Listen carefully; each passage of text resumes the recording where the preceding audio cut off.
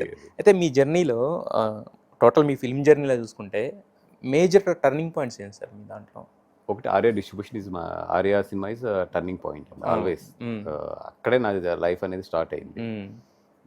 దాని తర్వాత 100% love produce, yes marriage, అదే ఇయర్ మ్యారేజ్.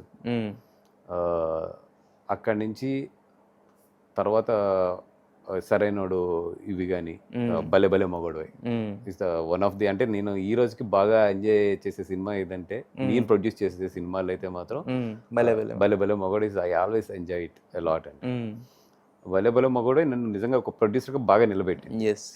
ఈవెన్ గీత గోవిందం అంటే స్టెప్ వచ్చి భలే భలే మగోడే అది స్టార్టింగ్. అది గీత గోవిందం కూడా అంటే ఇప్పటికీ చూసినా మీరు అన్నట్టు ఎలాంటి అంటే ఒక సినిమా హిట్ అవ్వాలంటే ఒక బూత్ మాటలే ఉండాలి, లేకపోతే బూత్ ఇలా లేకుండా కంప్లీట్ క్లీన్ ఫ్యామిలీ ఎంటర్టైనర్స్. అవి గీత గోవిందం స్టేచర్ తీసుకొచ్చింది. స్టేచర్ తీసుకొచ్చింది. స్టేచర్తో పాటు డబ్బు, లైఫ్లో ఒక స్టాండర్డ్ తీసుకొచ్చింది.